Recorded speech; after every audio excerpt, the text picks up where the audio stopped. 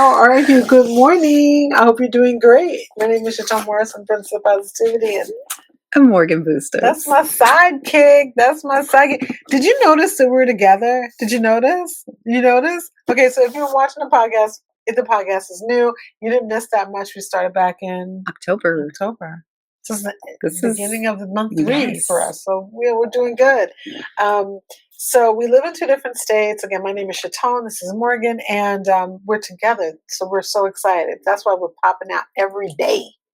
We're giving you every day. We're giving the Brandon. We eat it every single day. What happened to your hair? Girl, I took it off. Oh. I wanted you to see my hair. I was looking cute. I was feeling myself today. All right. Right? Okay. All right, listen. This week we're talking about appreciating little things. Oh, yes. And if you've missed the first couple of days, go on back and watch them. Give you some really good tips and tricks on how to start a month that many people dread. A lot of bad things happen this month. Yeah. It's difficult. Speaking really personally, it's a tough month for you. Oh, yeah. It really was. Because it was, if you go back to the domestic violence series of our podcast, Thanksgiving week was a really, really tough week for us because that's when he ended up putting hands on me and busted up my face, and then I ended up going to jail. So, like, without even realizing it, my body, dude, like my body remembered. Yeah. So even leading up to the couple of days that before we were coming out here to see Chatone, I didn't feel right. I felt really like sluggish and lethargic and just like, ugh, you know? But did you normally feel that way during that week, or do you think that revealing it made a difference? I think it definitely, like, talking about it made a difference because it was in the forefront of my mind in a different way. So it was present. Yeah. So, I mean, I think this is why it's so unique to do this. And this is one of the reasons why I wanted to kind of workshop with you, listeners this week. And if you're live, thank you for being live. If you're in the replay, thanks for being a replay listener.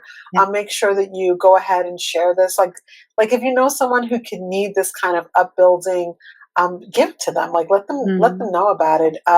We've been talking about weight this week. We're talking about not body weight. Okay, we're not saying that you gain weight before the last month. We're talking about the emotional weight, the things that we carry as midlife women.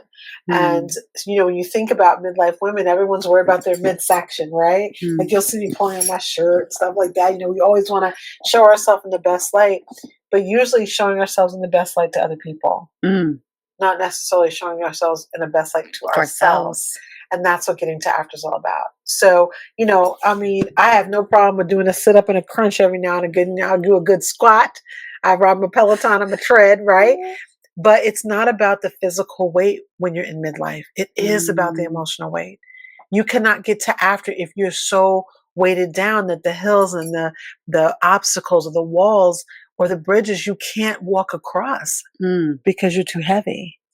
Well, so like, do you ever have moments where you purposely think about things that bring you joy and happiness? That's what we're talking about today. Yeah. I mean, I do a lot. Do you remember the last time you did and what it was about? What brought a smile to your face? For me,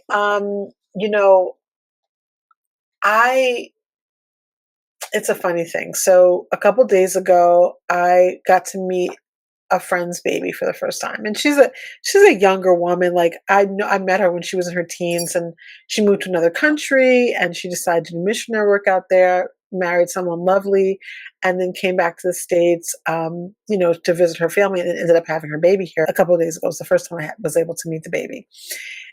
It was interesting because it wasn't in the moment. I didn't know the baby I was hearing. I was at worship. I didn't know. I was like, oh, there's a baby here. And I said to my husband, I was like, no, that's a wee baby. Like I couldn't find it. I was like, where is it? I said, no, it's a wee baby. He's like, what do you mean? I'm like, it's a wee baby. It's a different kind of cry.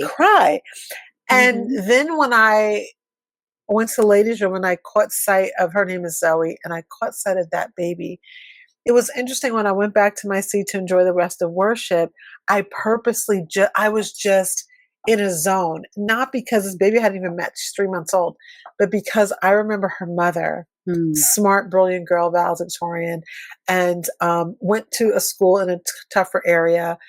And she's just an amazing girl. And then to see what she's done with her life it just brings me happiness. And all day, I would conjure her up all day long. I was so happy over being able to see her before she goes back home, and being able to spend some time with her and that juicy 3-month Aw, old. the baby.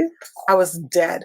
And so that will bring me joy for days because of seeing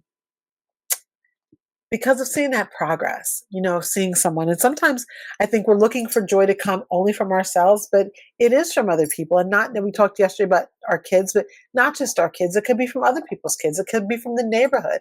I also had a really joyful moment last night when there's a girl in my town who's missing. She's 12 and she's been missing since I think last Tuesday. She was missing for days. I don't understand, but just last night they said they found her. And I don't know what the story is, and I hope no one, on the Neighborhood Watch publishes all that, because I'm sure there's deep badness attached to it. 12 years old, But I got so happy. I was crying. I was so happy. So that's not necessarily a happy moment, but I do think that for me, sitting in joy is really important. And so I do it. So what do you do? Do you do it? Oh, absolutely. Yeah. Absolutely. And it's the littlest things. My dogs, they're so silly and goofy. Like Maddox's dog, he is like the goofiest puppy And you've ever. seen those dogs. She says goofiest puppies. These things are like big men. They snore. Oh my goodness. That brings call me her joy. up and I was like, what man is up in your house? She says, what man is rolled up in that bed next to you? I said, what are you talking about? She's like, who is snoring next to you? And I was like, I said, does the dog have asthma? I was like, no, that's Lokahi. He's sleeping. And he's right up here. But it makes his me so head happy. Is bigger than mine. He's so cute. He's such a love Cute bug. is probably... Okay, I think he's cute. He might be a little bit intimidating to other people. Yeah, anything this head is this wide. I mean, I can see it. I can see it being cute. But He's so gentle. He is like a I haven't met this dog yet. We'll see. Cuddle bug. I don't think I heard him bark when the doorbell rang. Oh, that's different. Yeah, there was no cuddling going on. I don't think any cuddling was going on. I'm not. I know how people feel about their dogs. All right, listen, it's your turn. All right, how often do you purposely think or do about things or do things that bring you laughter and joy? I mean, the thing is that if you don't make a practice of doing it, it won't happen. Listen, I'm definitely a Gen Xer, okay, midlife, but I'm a Gen Xer. And so I pride myself on trying to stay up on what the kids are doing because I live with kids, right? I live with Gen Zs. And honestly, the things that bring me joy, I do not watch TV. I have Netflix and chill very rarely because most TV I think is repulsive. But don't let me watch some of these people, everyday people on TikTok, and I'm literally hysterical. And for me, I set aside time each day to go find my favorite everyday comedians, and I will shout them out in the description box because right now, off the top of my head, I don't know what their handles are, but funny. Just funny, and it really, and I mean, last night at the kitchen table, I just send them to everybody. I'm like, will you look at this? And I think everyone's doing that because half the people I know, I get videos all day long, because we're looking for ways of laughing, being happy. We're laughing. We need more of it. So, or even something as simple as when somebody calls and you're like, oh. Yeah. Like this is my friend. This is someone who cares about me. Yeah. It's because she's like, who's calling you? Why are you smiling? Girl, mind your own business. It's auntie. And I think when we do decide to anchor those things in, when we have young adults living with us, it helps them to know it's okay. Because the problem with the Gen Z generation, I love them to death, but they don't know how to communicate. They don't, they don't know how to communicate their joy like that. Everything is on text, or it has to be through an app or whatever. And it's really a disconnection from joy when it comes to people. Yeah. And I think that one of the other things I can just call my sister and say one word to her, just a word, and I can have her on the floor laughing because we're close like that.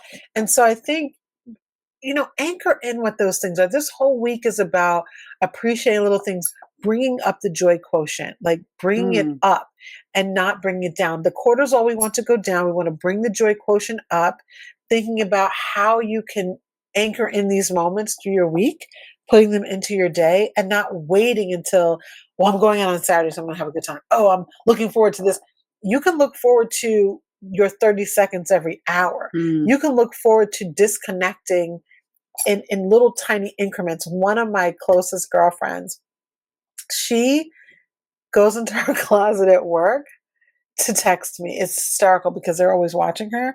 And so she's literally, and it just, her messages are hysterical. And she's literally in there and she's whispering. We use Voxer. And she's like, whisper, Tone, you know what just happened? And it's, I get happy just seeing her because meanwhile, she's whispering in a closet and I could just see her. You can see it, right? Like you visually see. Are you, it's a don't trip on the pail. Like what's in there? A work closet is scary. But think about what, see, it makes you laugh. It's like crazy. I can't wait till she sees this. It's going to be good. I would put her name out here, but just in case our boss happens to watch, I don't want them to know. Because, let me whisper you. Gotcha. Yeah. Oh, okay. That makes sense. Yeah. Okay. So it's hysterical. I can't tell you. Sorry. She knows who she is. Do it. Make a difference for yourself. This is Thursday. You know, you got through hump day, but now it's Thursday, which I like to call Friday Junior. And so go ahead and see how you can do this before you filter into your Saturday and your end of the week. Because what happens is this time of year, a lot of times people are very sad. Yeah. And if you can think about what's happened all year that's great, let's fall into the remember the softer side of Sears? Am I dating myself? The softer side, you don't know what I'm talking about, right? Oh, you do? That's why I looked at you. I was like, oh, I remember. This is like the softer side of 2024. You know, you could be grinding thing, but let's come into this kind of softer side as opposed to, you know, thinking about all the things you didn't do. Let's create something that you're doing. Let's create movement toward joy. All right. You do it now. Are you in? Yes. Are you in? All right. So think about these things, journal about them. I'm going to just shout out the book. If you don't have the book, you can, of course, get the book. You can get it on Amazon. I'll put it in the description box. This book is Fat and Happy. It stands for Focus, Attention, and Taking Time. It is 25 weeks of self-coaching with me. I wrote the book. You can always go through this by yourself, or you can go through it with us in one of our tapping circles. We tap on a lot of the things that are in the book. And so it is a 25-week program. It's great because it allows you, really forces you, if you do the work, to put the time in.